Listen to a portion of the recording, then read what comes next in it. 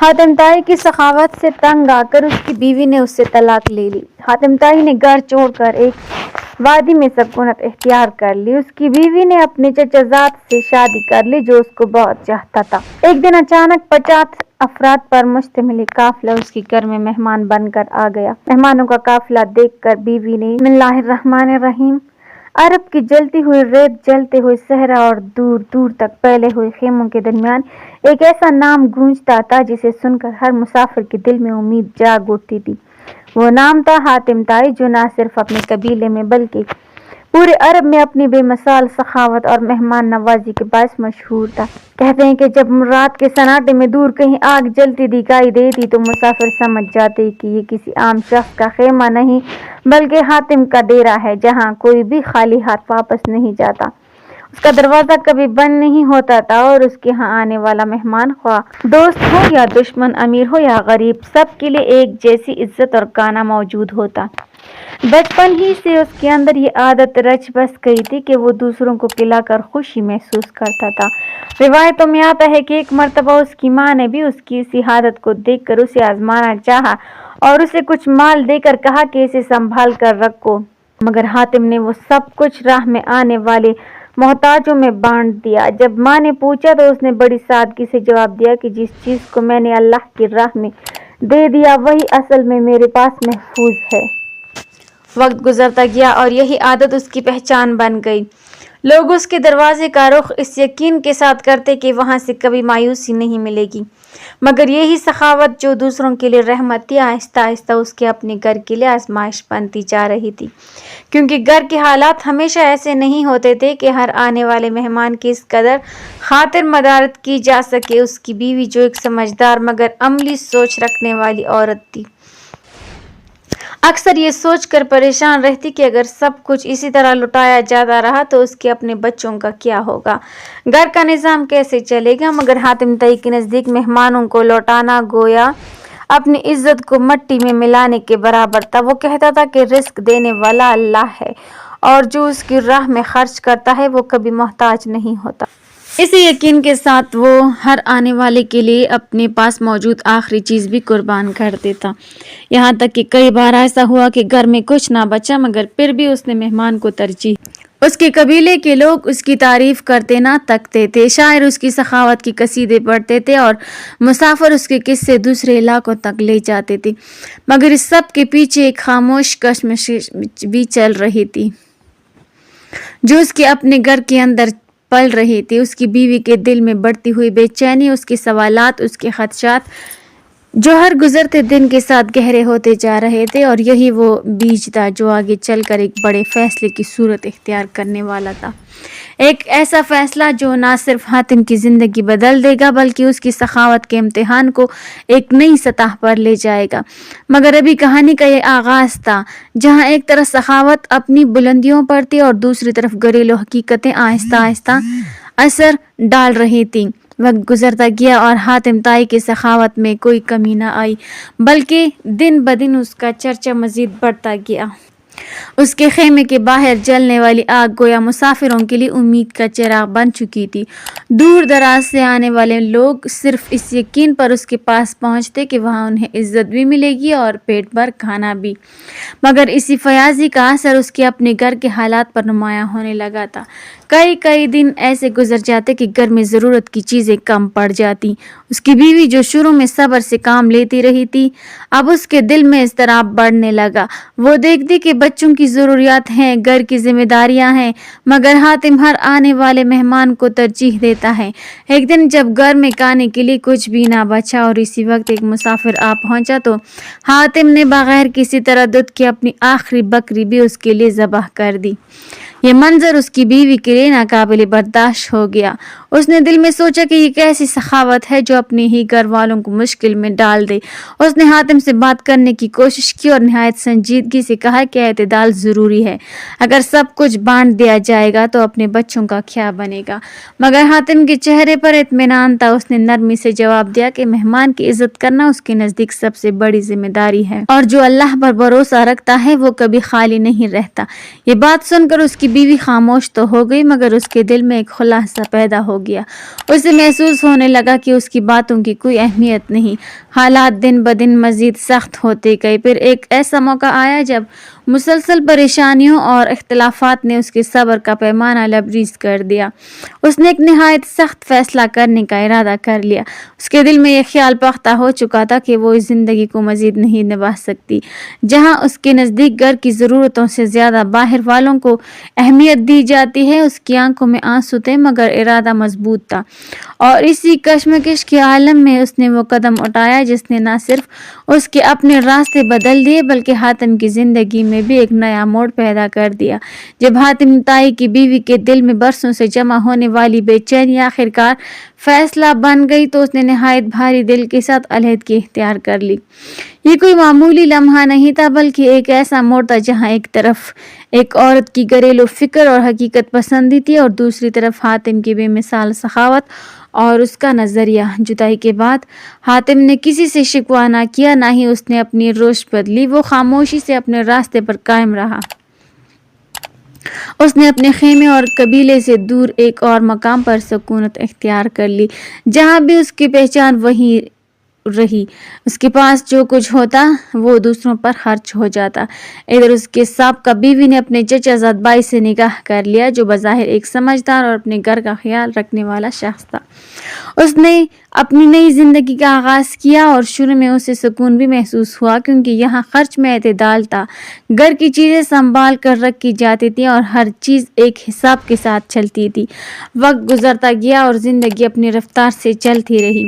ایک دن اچانک ان کے علاقے میں ایک بڑا قافلہ آ پہنچا۔ یہ قافلہ دور دراز سے سفر کرتا ہوا آیا تھا اور اس میں 50 کے قریب افراد شامل تھے۔ سفر کی تھکن ان کے چہروں سے نمایاں تھی اور انہیں آرام اور کھانے کی ضرورت تھی۔ عرب کی روایت کے مطابق مہمان کو ٹکرانا معیوب سمجھا جاتا تھا، چنانچہ اس عورت کے شوہر نے مہمانوں کو اپنے گھر ٹھہرا لیا، مگر جیسے ہی اس نے مہمانوں کی تعداد دیکھی تو اس کے چہرے کا رنگ بدل گیا۔ اس نے اندازہ لگایا کہ گھر میں موجود وسائل اتنے نہیں کہ اتنے زیادہ لوگوں کی بھرپور مہمان نوازی کی جا سکے۔ اس کے دل میں ہچکچاہٹ پیدا ہوئی اور وہ سوچ میں پڑ گیا کہ کیا کیا جائے۔ ادھر اس عورت کے دل میں بھی عجیب سی کیفیت پیدا ہو گئی۔ اسے اپنے ماضی کی یاد آنے لگی، وہ وقت جب اس کے پہلے شوہر کے ہاں کبھی مہمانوں کی کمی نہ ہوتی تھی اور وہ بغیر کسی خوف کے سب کو کھانا کھلا دیتا تھا۔ اس نے موجودہ حالات کا موازنہ اپنے گزرے ہوئے وقت سے کیا تو اس کے دل میں ایک خلش سی جاگ اٹھی۔ اس نے اپنے شوہر کے چہرے پر پریشانی دیکھی جو وسائل کی کمی کے باعث الجھا ہوا تھا۔ گھر میں موجود سامان کا جائزہ لیا گیا تو وہ واقعی کم تھا، کچھ اناج، تھوڑا سا گوشت اور چند ضروری چیزیں اتنی بڑی تعداد کے لیے ناکافی تھی۔ اس کے شوہر نے سوچا کہ شاید کچھ مہمانوں کو معذرت کر دی جائے یا کم از کم محدود انداز میں ان کی خدمت کی جائے، مگر عرب کی روایات اور عزت نفس اسے یہ قدم اٹھانے سے روک رہی تھی۔ اسی کشمکش کے عالم میں وہ بار بار حساب لگاتا اور پھر پریشان ہو کر رہ جاتا۔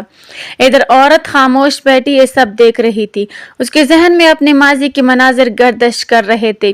وہ سوچ رہی تھی کہ اگر آج حاتم یہاں ہوتا تو شاید وہ بغیر کسی تردد کے سب کچھ قربان کر دیتا۔ اس کے دل میں ایک عجیب سا احساس پیدا ہونے لگا جس میں حیرت بھی تھی اور کسی حد تک پچھتاوا بھی۔ مہمانوں کی موجودگی میں گھر کا ماحول بوجھل ہو چکا تھا، سب کی نظریں میزبان کی طرف تھیں اور میزبان اپنی مجبوریوں میں گرا ہوا تھا۔ یہ وہ لمحہ تھا جہاں سخاوت اور حساب کتاب آمنے سامنے کھڑے تھے۔ ایک طرف وہ سوچتی جو ہر چیز کو تول کر خرچ کرتی ہے اور دوسری طرف وہ جذبہ تھا جو بغیر گنے بانٹ دیتا ہے۔ عورت کے دل میں یہ سوال بار بار اٹھ رہا تھا کہ کیا اس نے صحیح فیصلہ کیا تھا یا نہیں، اور اسی بے چینی کے عالم میں وہ خاموش سی حالات کا جائزہ لے رہی تھی جبکہ مہمان اپنے میزبان کے فیصلے کے منتظر تھے اور وقت آہستہ آہستہ ایک اہم امتحان کی طرف بڑھ رہا تھا۔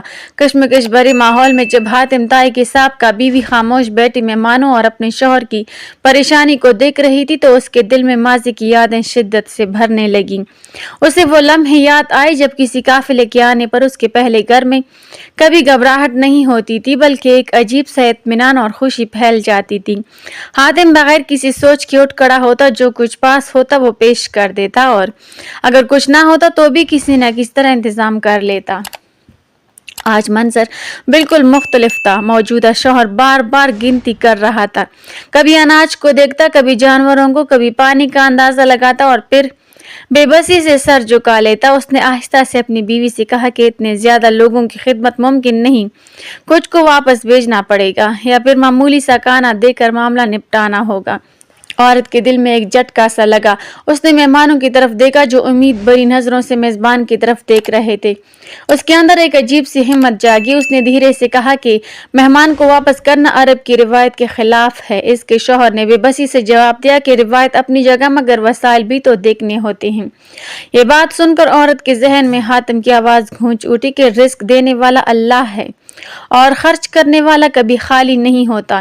اس نے ایک لمحے کے لیے آنکھیں بند کیں اور پھر مضبوط لہجے میں کہا کہ جو کچھ بھی ہے سب پیش کر دیتے ہیں، اگر کم پڑ گیا تو اللہ خود راستہ نکال لے گا۔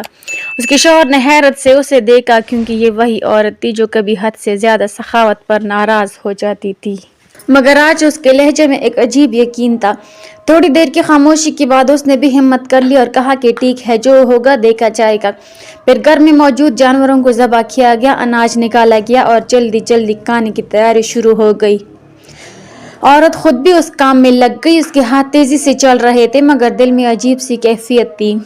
اسے ایسا محسوس ہو رہا تھا جیسے وہ کسی کھوئی ہوئی سچائی کو دوبارہ پا رہی ہو۔ مہمانوں کے سامنے جب کھانا پیش کیا گیا تو ان کے چہروں پر خوشی پھیل گئی۔ سب نے سیر ہو کر کھانا کھایا اور میزبان کی تعریف کی۔ گھر کے وسائل تقریباً ختم ہو چکے تھے مگر ایک عجیب سا سکون فضا میں پھیل گیا۔ عورت اپنے شوہر کے چہرے پر بھی وہی اطمینان دیکھا جو کبھی اس نے حاتم کے چہرے پر دیکھا تھا۔ اس لمحے اسے شدت سے احساس ہوا کہ سخاوت صرف مال خرچ کرنے کا نام نہیں بلکہ دل کے یقین اور وسعت کا نام ہے، اور جو خوشی دوسروں کو دینے میں ہے وہ کسی اور چیز میں نہیں۔ اس کے دل میں ایک گہرا احساس ابھر آیا جس نے اس کی سوچ کو بدل کر رکھ دیا، اور وہ خاموشی سے اس تبدیلی کو محسوس کرتی رہی جبکہ رات آہستہ آہستہ اپنے سناٹے میں ڈھلتی جا رہی تھی اور مہمان اطمینان کے ساتھ آرام کر رہے تھے۔ رات گزر گئی مگر اس رات کی کیفیت حاتم طائی کی سابقہ بیوی کے دل میں جیسے ٹھہر سی گئی تھی۔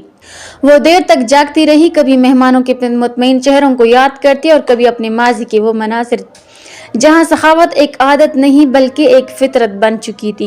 صبح کی ہلکی روشنی جب خیمے کے پردوں سے اندر آئی تو اس نے محسوس کیا کہ اس کے اندر کچھ بدل چکا ہے۔ اس کے شوہر نے بھی سکون کا سانس لیا مگر ساتھ ہی گھر کی خالی ہوتی ہوئی حالت پر ایک ہلکی سی فکر اس کے چہرے پر نمایاں تھی۔ عورت نے پہلی بار اس فکر کو مختلف نظر سے دیکھا۔